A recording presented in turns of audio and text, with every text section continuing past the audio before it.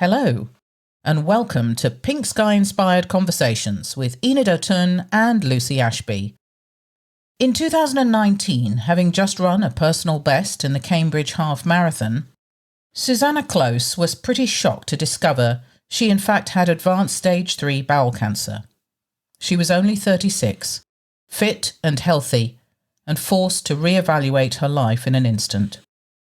In an attempt to organise her own feelings and stop other people facing the same dilemma, she began writing about her experiences, first for True Stories Live, and then in her very own blog, Let's Talk About Poo. During treatment, Suze found that her continued commitment to fitness and exercise had a positive impact on the severity of her chemo side effects, and has since added encouraging other cancer patients to exercise through treatment to her list of aims for the blog and Instagram account, alongside getting people talking openly about poo.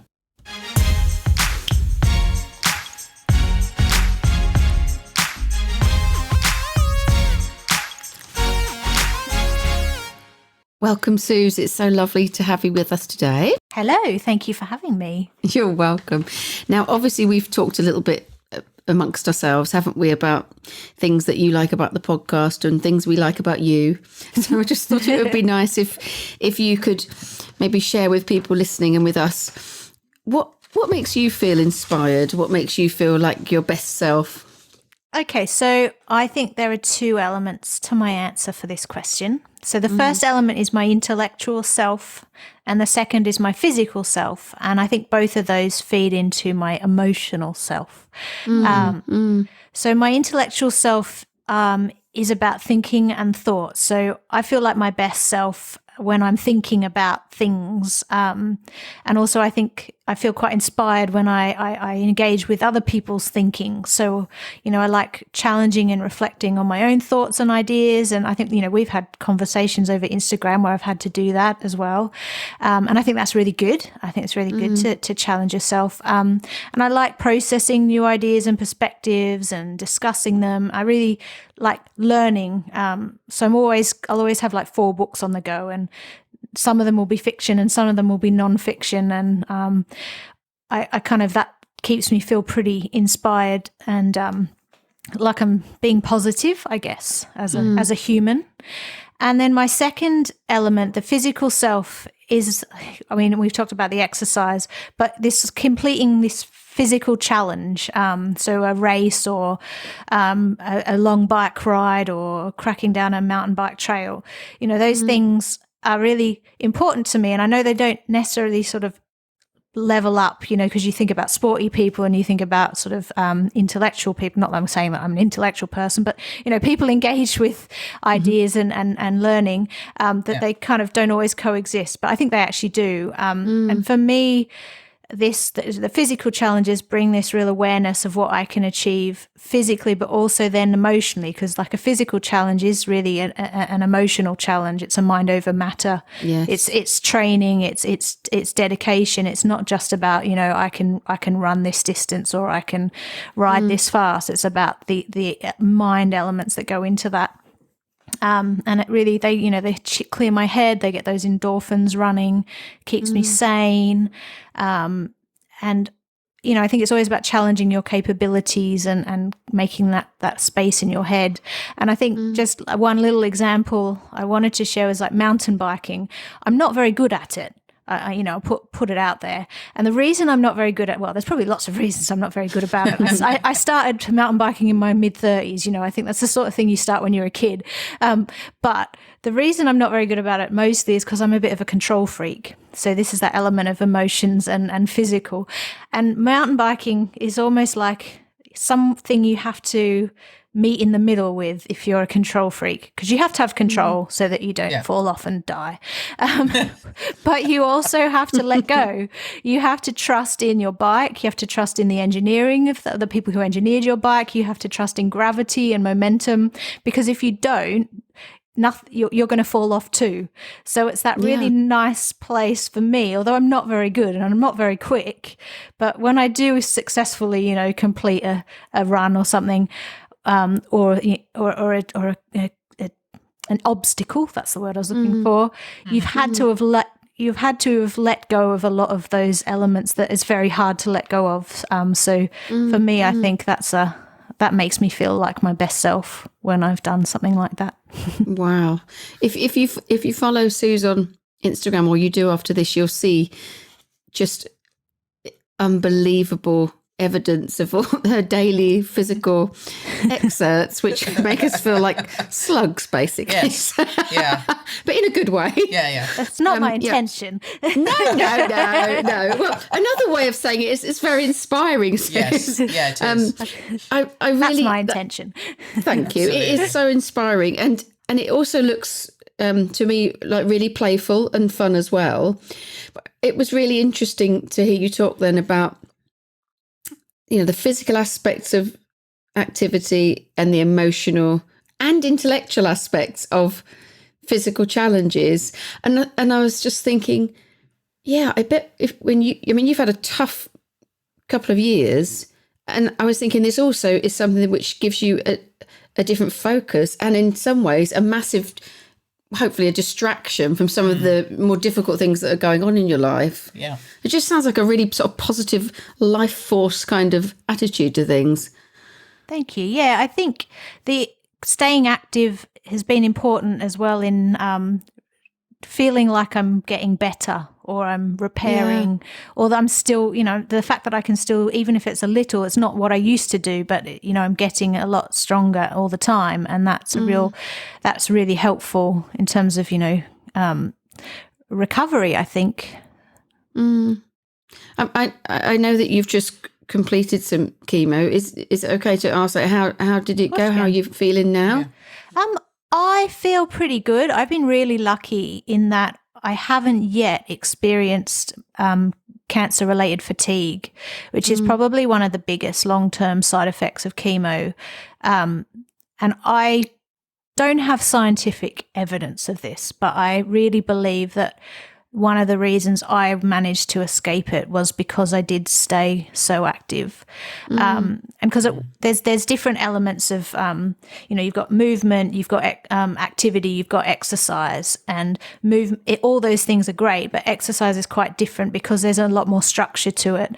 It is about having a structured program with aims to reach. And I think that element for me has helped battle that fatigue, but I could be wrong. And in saying that, I don't want to say that and then know that there are people out there struggling with fatigue who've tried really hard to stay exercising. Sure. So we're all very different. So that I'm really lucky with that. What I have suffered from is neuropathy, which is the nerve damage to in my hands and feet, basically, which does make running a little bit challenging because I can't really feel the bottom of my feet. Like the way I explain it is like, imagine you're running on a bit of polystyrene. You just had like a slab of polystyrene strapped to both your feet, and then you had to sort of run on top of that. So you can feel it, but you feel like there's a distance between you and the ground. So it does make it a bit scary in terms of undulating surfaces and but you can get into a rhythm and sort of bypass it. But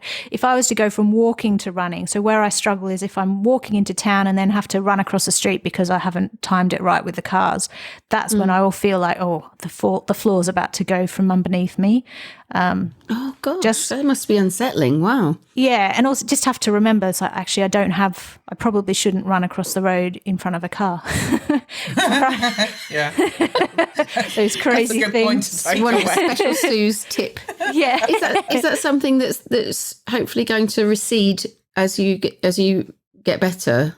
Hopefully. I think when I first saw my oncologist, he said it was something like 5% of people experienced permanent damage. A lot of the people I've met in Cancerland are still experiencing it sort of 2 years later. That doesn't mean it will never go away, but it does seem to be, 18 months to 2 years seems to be a pretty normal time period to still be experiencing. Just to experience it. Yeah, the hand bit is quite weird. My hands get quite sore, and if I have to reach up, if I have to reach out, I can't do anything with my hands. Once I've reached out with them, I lose all dexterity, which is a really strange feeling. Oh wow! But Wow, it's I didn't. fun I and never heard of that. That sounds quite challenging. Yeah, fun and games. A little bit like electric shocks. Like right now, if I'm pumping my hands outstretched, and I can feel like little electric shocks going through my fingers. It's very not unpleasant, just weird.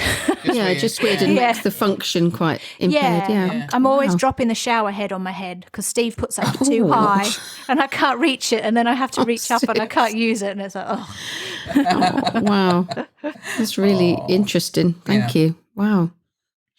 So, just on to the next question, I guess, who would you say are 3 people who've been most influential to you? I have chosen 3 strong and determined women from my life. So my mum and my grandmas. And I think when I first met you, Enid, I told a story about my grandmas at True Stories. So they've been a big part of my life. So my dad's mum is Wizzy, and she is a very determined lady. She's no longer with us. And she nursed her husband through bowel cancer for many years and was left a widow of 4 sons. And I think they would have at that stage been aged between sort of 12 and 17. And then from that point took over successfully her family's sheep farm and took on this really so it was a real man's world then. Yes, definitely. And she had such grit and determination. She didn't back down, and she was pretty successful in the farming and breeding world. And then at 83, she trekked across the Australian Alps on horseback. Camping out overnight, riding all day. So, that sort of determination went through her whole life. And she was definitely I actually did a speech about her, I remember, in year 6 for a public speaking competition about my hero. And I chose Wizzy. And I think, I don't think she had the easiest of times. But she never let it get her down. Well, she probably did let it get her down. I was a kid. I didn't know, but she achieved a lot of things despite the odds. Yeah. Sounds really tenacious. Amazing. Definitely. Yeah. Tenacious, I think, is a very good word for my grandma. And then on a completely different sort of spin is my other grandma, my mum's mum, who it's a less triumphant story, but just as, she had just as much determination. So although she was quite a difficult woman, and to be fair, probably Wizzy was a bit difficult, maybe that was part of what made them strong. But she had this amazing ability to show empathy, maybe not always to her family, but to the other people in the world. So she taught me a lot about empathy and thinking about other people. And I think it's even more interesting because she had a pretty rough life. So she was forced to leave school at 14 to care for her mother. So she didn't have, she wasn't seen as the intelligent daughter or the beautiful daughter. So she's like, well, you'll be the one that can stay home and look after your ailing mother. So she lost that chance to have an education. And she's such a bright woman. And I think it's really unfair that she had that taken away from her because she could have done so much. And then when I was a kid and from many years before that, she lived in this high-rise council flat in Redfern, which is a suburb of Sydney, which at the time was pretty notorious for, very high levels of deprivation, violence, drug and alcohol abuse, very high racial tensions. And I'm sure you're aware that Australia has a pretty horrendous human rights records. And it's, really continually failed and abused the First Nations people. And Redfern had a very big First Nations community, which my gran lived within. And it was a very, very racist time. Even me as a kid, I remember people feeling perfectly okay to voice some pretty racist and outrageous opinions. And that was kind of the norm. It was not the norm to stand up to those sorts of statements. And it was definitely, mirrored in the media and lots of things like that. So my gran, having had this pretty sad upbringing, very, very sad marriage. Her husband was an alcoholic. He shot himself. She had no money. She had 3 kids. And I think all those things, she had very high standards and very, but so that made her quite closed off and very difficult. But despite all those horrible, things that had happened to her, she was still able to show so much compassion to the people that she shared her community with. And I think that was quite a striking thing for someone of her generation, and also someone who'd had such a difficult life herself. Because I think sometimes when your life isn't very nice, it is very hard to show empathy to other people. Yeah. And she managed to do it, and she managed to teach us that, the status quo that was being bandied about wasn't okay. And she changed, helped us to see everybody as people first and foremost.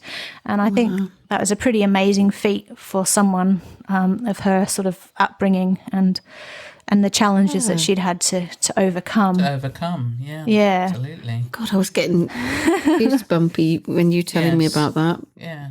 Yeah. We now see you've come from a long line of inspirational women too. So Yes. that tells us a lot, That doesn't does it? tell us a lot. Explains a lot. Yeah, definitely. So, Susie, you've already shared with us, and we know that you have received a diagnosis of stage 3 bowel cancer. When was that? When was that, Sue? 2 years ago? Last year, September 28th, 2019. So nearly coming up to my 1 year anniversary. Wow. Yeah. What was the hardest part about receiving that diagnosis, Suze? I think realizing that I wasn't invincible, and that I really couldn't trust my body anymore. Because it kind of happened to me twice, this sort of loss of faith in my body. So in 2011, I had a series of pulmonary embolisms that were diagnosed very late. I was sent home 3 times from A&E after arriving in a hospital because I didn't fit the risk factors. Pulmonary emboloms are not linked to, people at that stage. I can't remember how old I was in 2011. I guess I was just 30, maybe. I'm not going to try and do maths quickly. And I was quite fit. And I was so fit that my ECG readings were coming back normal because, I was quite active. So I didn't fit the risk factors to make my diagnosis easy. So I felt like my body let me down then. And then yet again, sort of 10 years later, or less than 10 years later, I had the same thing happen again. I was fit. I was running 30 or 40 miles a week. I was very healthy. I ate really well. I definitely got my 5 a day. I didn't smoke. Despite all this, I was diagnosed with advanced bowel cancer. And I think that the irony is that it was almost, for the second time, my healthy lifestyle that led to the delay in diagnosis. Because I was fit, because I was healthy, because I was young, I didn't fit the risk factors, so the diagnosis wasn't made. The dots weren't connected early enough. So it's very hard, I think, sometimes to trust your body because you sort of feel like, well, you've let me down and I've tried really hard to be good to you. Yes, I can understand. You've done like all the right things, if you will. Yeah. Yeah, there is part of you. Yeah, so there's part of you that goes, well, that's it. I'm going to start smoking. I'm going to not worry about how much I drink. Sod it, I might as well. Yeah, Absolutely. I can really cake understand. for breakfast. Yes, as many carbs as I can possibly fit in. Absolutely. Yeah. So, is that something that is a big part of your blog and your campaign that you're trying to emphasise to people that they need to be more mindful about their bodies and about their poo? Yes. And well, you say it better than I do. Talk us through that. Well, I think poo is taboo, isn't it? Yes. We don't talk about poo. And even you notice it in little kids, about 2 or 3, or, when they're around time to potty train, they realise they should be embarrassed about poo. They take themselves off into a quiet corner to have a poo. My niece, she's little niece, I remember her doing that, but I also remember having an accident and she was so mortified, and she was, like just speaking, and she's like, I'm sorry, mummy. And it's just so unfair, because it's like, it's okay. Shit happens. Literally. And yes, we shouldn't. I love that. Yes, exactly. Yeah. I think if we drop the taboo and we accepted that everybody poos, everybody farts, it's just how our body works, and we talked about it more, because bowel cancer is now, I think, the third killer in this country, and rising, and more people under 50 are being diagnosed with bowel cancer. So we need to get over it, and we need to talk about it, and we need to work out what is and isn't normal, because I think a lot of people put up with an uncomfortable life because you don't talk about it. And if you go to the doctor, you get an IBS diagnosis, which is very vague, Is that what was your... Is that literally what happened to you, Suze? They kept saying, oh, it's a bit of tummy trouble, you've got IBS. Yes. And that repeatedly happened. Yeah, exactly. And I was also very anemic, but they didn't link the anemia and the IBS symptoms, because I just wasn't in the category to be to have been looked out for. So it just didn't sort of flag up. And then presumably you became much more unwell, you were in more pain, and then eventually... Yeah, I got to the stage where my life was pretty much ruled by my digestive system. I couldn't eat anything without pain. I was going to the toilet 12, 15 times a day. I was taking iron tablets and Imodium to be able to run. I had to stop going to my running club because I was too embarrassed, because I had to run off in search of toilets so often. So it did escalate to a point where it was sort of unbearable. But I was also resigned to the fact that this was going to be my life. I just had to learn a way to manage it and to put up with it. So you would advise other people if you're experiencing symptoms like that, and I know that you've put some things on your page and on your blog as well. If they're experiencing symptoms like that, to be persistent in trying to get help. Yeah. I mean, and just ask for a fecal test. Because I think that was the one, if they just sent me for a fecal test earlier, that would have been enough to flag, because if that came back positive, if that would flag, then you automatically meet the criteria to get sent for a colonoscopy. And a fecal test costs nothing compared to major surgery and 6 months of chemo or worse, Worse, Yeah. And the problem with people under 50, we're getting diagnosed too late. So by the time we get diagnosed, the cancer is already quite advanced in most cases. And if it's early, you can catch it and you can have it out at colonoscopy level, at that instance. And then that would save a lot of heartache and money. Thank you, Suze. Yeah, it's so helpful to hear about that for us and for everybody listening, I'm sure. Yeah, absolutely. Absolutely. Kind of running into my next question, and it's kind of based on the fact that as we go through life, dependent on our circumstances, we all tend to learn from our failings and as well as all the positive things in life. And I almost hate to ask you this question, because you are really so inspirational. Just sitting here, just listening to you is just, I honestly, I feel like, oh man, I need to get out and run. We need to do more, Enid. And not just from the person chasing me down the road. I mean, literally. Or for the next tube of Smarties. Whatever motivates you. Smarties do. So I mean, but following the fact that I truly believe that we learn from the positive things in our life as well as the negative things in our life. What would you say was perhaps your biggest failure, or something that something like that you've learnt from? What did you learn from that? So I think it's quite funny, because I listened to your last podcast with Faye, and her answer to this question is ridiculously similar to the answer that I was thinking of giving. So I was out walking my dog listening to it, and I think I laughed out loud because I thought, of course. So hopefully it's not too similar. But I think my regret is that too often in my adult life, I've sat back and let things happen to me, or let circumstances control the trajectory of my life rather than follow my passions and dreams. And I think what's sad about that is when I look back at being a teenager and, you know, in my very early 20s, I wasn't like this. You know, I took these risks. I put myself out there all the time. I took on challenges. I mean, I moved across the world, for goodness sake.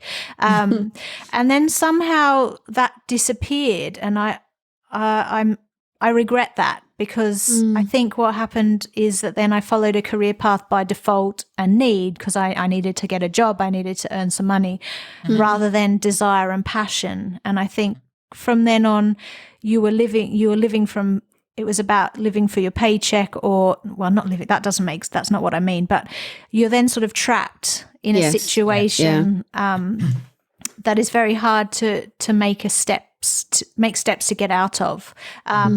And I think doing something that I wasn't always so passionate about meant that I was looking for ways all the time to make it more fulfilling, which maybe led to situations where I was a bit out of my depth, and then lost some confidence. And I guess having cancer teaches you very much that life is way too short and precious to coast along and to go with the flow. I mean, if you're really happy, go with the flow for sure. But if you're not actually that happy, and I think that's where I was, but I was floating along, coasting through the life that I had sort of fallen into. And I don't want to ever do that again. Right. So I think what I've learned is that sometimes it's more important to step back, take a step back as well, earn less, take chances and risks that you would have done when you were younger. Put aside, you know, okay, there's ways around everything, and don't get stuck in a rut like that. Yeah. Absolutely. I'm just wondering, I know you've had enough on your plate already, Suze, but did sort of like the pandemic lockdown, I know it wasn't exactly a furlough situation, but did that period of time give you a little bit of extra contemplation time, like it has for lots of other people as well? Yeah, I secretly quite enjoyed lockdown. I mean, I was sort of lucky. Well, no, that's not the right phrase. My chemo coincided with lockdown fairly closely. So it meant I was free from those dilemmas of bowing out of things all the time because I wasn't feeling very well, because we just weren't able to see everyone. So I was able to really focus in on my recovery and my repair between each cycle, because, you know, you get hit with the drugs and then you get a week to recover before you're, you know, to strengthen and get hit by them again. Right. And I had to be really selfish with that time and really prioritize how I wanted to spend it, which sometimes was hard because people want to see you and they love you and care for you, and I didn't always want to see people. I kind of just wanted to stay in my little zone of repairing, recovering, getting strong, facing it again, putting my head down, dealing with the side effects, starting all over again.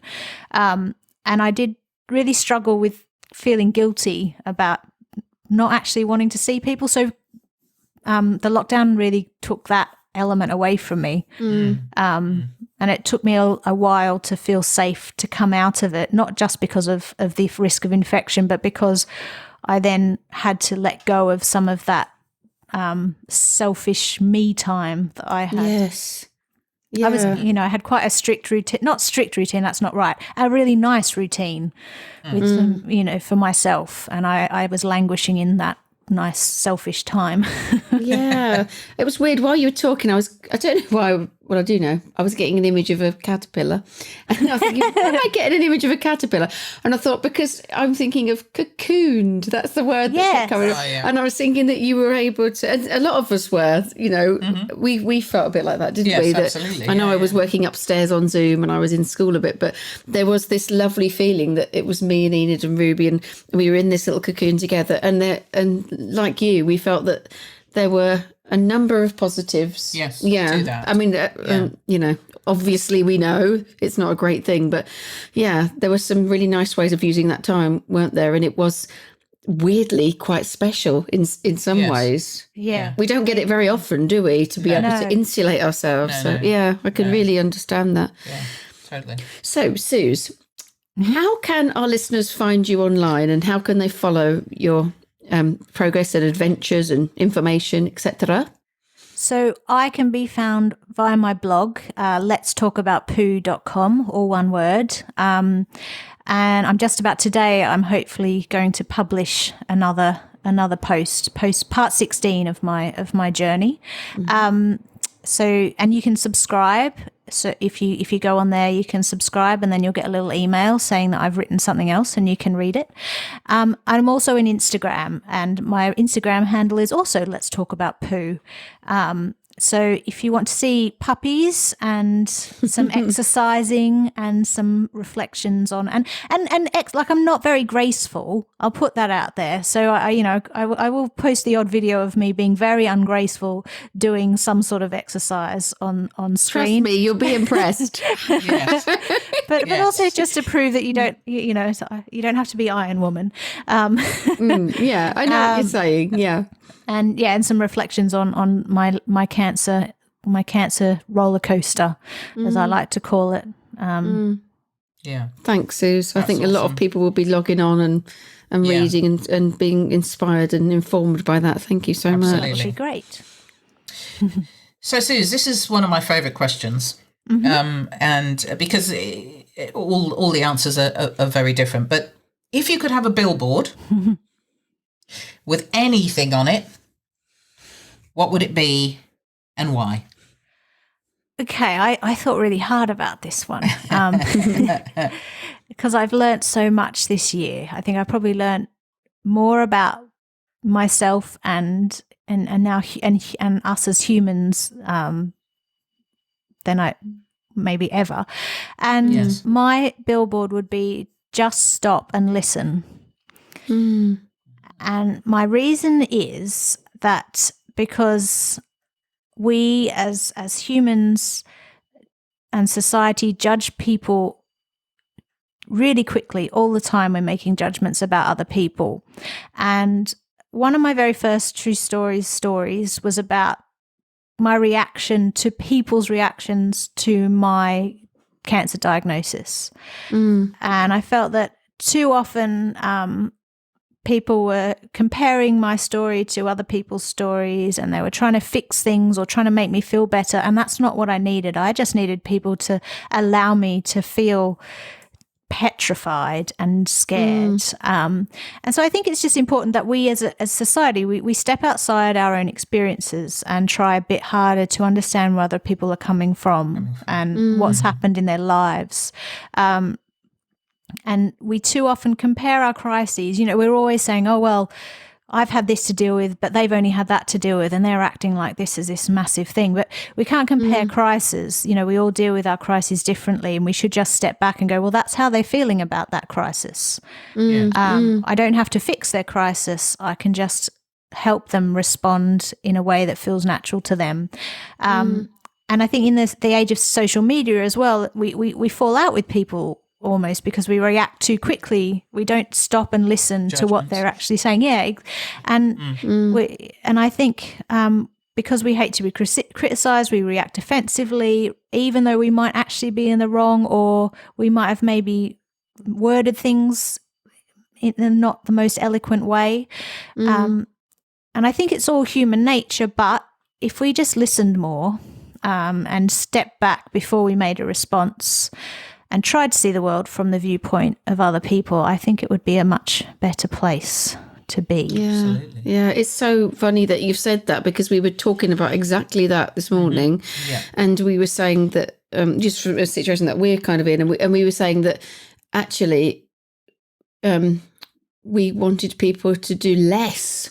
We weren't asking them to do something. We were asking them to not do something. And the not do something was not to bring judgment to the situation. It was actually just to listen, be heard, which would have felt validating. So we were saying, that's interesting, isn't it? But then I'm sure we've been in the same position where we've tried to offer, helpful advice, which has been quite annoying to other people. But it's just such a helpful reminder. Yeah. That's interesting. Thanks, Suze. So thinking about you've had I hate to use the word journey, but you have had quite an intense journey over the last year, which you weren't expecting. And I wonder, what do you feel most grateful for? I feel very grateful for my childhood. I think I had a really happy childhood, a rich childhood. And when I say rich, I mean in terms of experiences and opportunities and reading books and having really cool camping holidays.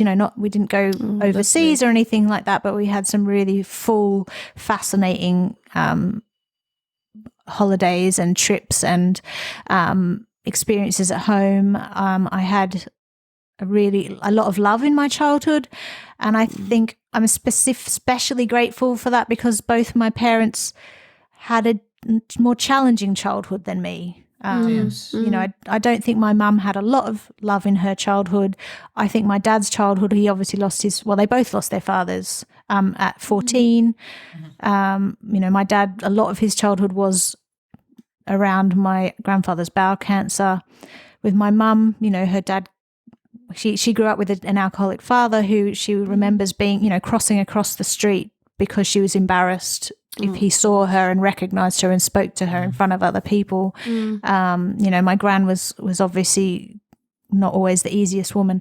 And I'm really grateful to my parents for the way that they were able to give us probably something different to what they experienced. I mean, I think my dad had some really happy memories, but also he had a lot of challenges there as well. And I feel really, really lucky that they were able to do that for us, because it's not always easy when you haven't had that same experience to draw on. So they kind of decided, or whether they decided or it just happened, not to repeat that, to do something completely different. Did you? So where did you actually grow up, Suze? What kind of, was it like rural, or you in the city, or?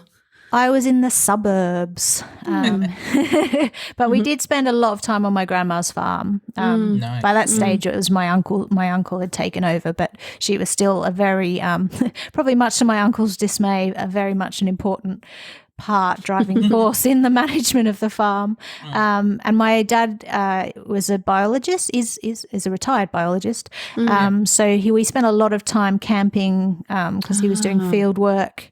So we spent a lot of time in the bush, even though we were basically suburban kids. Oh, that's interesting, because I often noticed that how much you seem to love the outdoors. You always, your pictures are, you give us a lot of good tips about great places to go in Norfolk, because it's always like, wow, that looks so beautiful. I wonder where you are. And actually where you live is quite near a lovely, even though it's in the city, it's near the lovely river. And I was just thinking when you were talking about being, and this is the sheep farm we're talking about, isn't it? Where that your grandmother was running. I was just thinking that when I think of sheep farms, I think of Yorkshire and a smaller, but we're talking about Australia here, aren't we? And we're not talking about small sheep farms. We're talking about pretty big sheep farms, because sheep farming is a big industry over there, isn't it? So, I mean, when I've got a visual of sheep farms, I've got a few sheep in a field, but we're not talking about that, are we? We're talking about a rather sizable concern, yeah. Yeah, although they're not in comparison to the big sort of cattle stations. There are some farms in Australia with I think it's mostly cattle, where they actually have to use helicopters to manage their stock. Wow. So we weren't on. They weren't on that. My family wasn't on that scale, but it was a big enough farm to be split into 4, and for each daughter to inherit a section of the farm. Wow. And what's amazing. And it's quite, I think they've managed to keep at least 2 of those sections in the family. Or amazing. My cousin Kate and her partner have taken over part of the farm, which I think must be a nice thing for my uncle, because it must be, you can't sort of shove your children in any direction, can you? But it must be, it's nice as an outsider to know it's staying in the family, even though even though I've not taken any responsibility for that. That is very interesting, though, isn't it? Wow. Yeah, absolutely. So it kind of leads us into our final question, which talks about the lessons you've learned in your life, but I kind of want to add to that as well, because this is your story and this is your conversation, and I would love you to just end our program by just talking perhaps about the lessons you've learned, but anything else that you think would be beneficial to any of our listeners listening out there, looking for help or looking for some words of inspiration. So I'm just going to leave the floor open. No to pressure. You. No pressure at all. No pressure, Sus. But just do your thing. Just do your thing, and just yeah. So I've learned a lot of lessons in life, and there's lots of different, I guess, avenues I could take this question. I think the one I'm going to go with was sort of triggered by something you guys shared, I think, on your Instagram, which was about you're not always going to be everybody's cup of tea, and that's okay. And that's especially important for me at the moment, because I'm a friend of mine's having a really difficult time with maybe a sort of toxic friendship, and it's that sort of idea has come to me again, and I'll link it back to cancer eventually as well, because everything can link back to cancer now. But yeah, I think it's that idea that what I have learnt is that you definitely can't make people like you, and it is okay that you're not everyone's cup of tea. But I did struggle with this for many, many years, and it led to some periods where I had very low self-esteem and low self-worth, and I think that also made me a target for bullies a few times. So trying to please someone who will never be pleased by you makes you incredibly vulnerable to this kind of experience, because there are sadly people out there who will take some sort of pleasure in knowing that you're trying to please them, and knowing that, well, they might not even know that they're doing it, but whatever you do will never be good enough, because they've decided that they don't like you for some reason. And I struggled with this really quite a lot, and I was talking to my friend about it just this morning, because I said that's my biggest thing that I've learned is to step back and go, actually, it doesn't matter. I'm not going to make you like me. I can't make you like me. It's possibly not even my fault, but I used to really care. I used to really struggle. I couldn't bear it if I thought somebody thought ill of me or had misinterpreted something that I said, or my intentions, or one of my actions, and I'd try and fix it, and then I'd inherently make it worse, and then I'd come across as being quite vulnerable and therefore an easy target.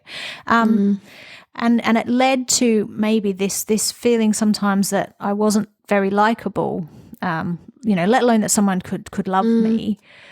But cancer made me realize that I was really loved, because everybody rallied around me, and it made me see how many amazing friends I have. And I've moved around a lot in my life, on different metaphors as well as physical planes. But I changed schools. I went away to university in another city, which isn't so easy in Australia because Australia's quite big. And we don't have the same sort of culture of going away to study and coming home for the holidays. That doesn't. If you go away to study in Australia, you generally stay there. It's not that. Gosh, wow. So here, a lot of people go away and come back and maintain their friendship groups because everyone comes back for the holidays, where that's not the same. And then I moved to the other side of the world. So I don't have those long-term, decades-old friendship groups that lots of people have. People that they've grown up with or went to school with. I am in touch with people from all the different stages of my life. But when you're then surrounded by people who do have those really long-term friendship groups, and although you're invited to be part of them, it's easy to sometimes feel like an outsider still. And so cancer has taught me that even though I had all those feelings, which probably, fed into my low self-esteem at times, even though it's, that fact and fiction, it's probably not true. It's just what's going on in my head. But your head is a very powerful place, isn't it? Sure. Definitely. Definitely. But cancer really made me see how loved that I was, and that I was important to these to people, even though I may not be a big fixture in their everyday lives, or even though I may not have been a picture of their part of their lives for decades and decades, that I was still loved. And so that makes you really think, actually, there is no time to worry about people who you're not their cup of tea, and vice versa. They're probably not yours either. So, stick with your flavours. That's a really good. That's lovely. I'm going to use that. It's so important, amazing, isn't it? That was a groundbreaking thing for me as well, Susan. I came to that conclusion during counselling training.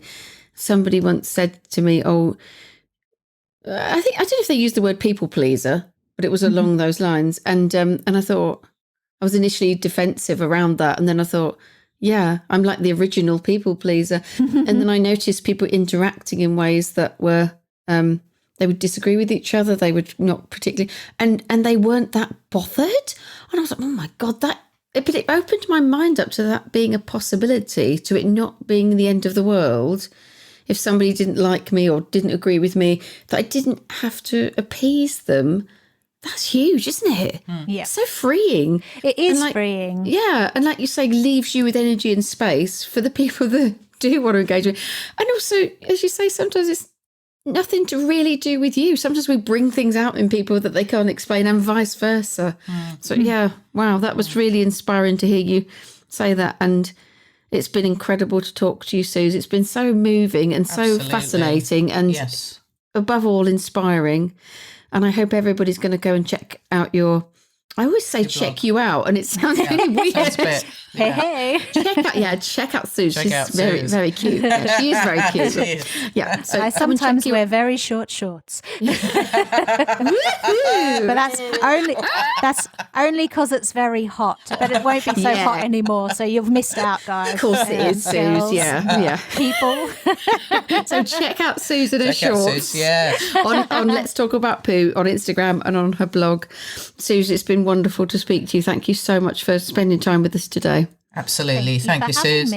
And hopefully we'll get the chance to speak again. It's been very, very inspiring. And thank you for your And we're thinking of you, and we're with you on your onward journey. With your journey. Everything crossed. Thank you very much. Thank you, Suze.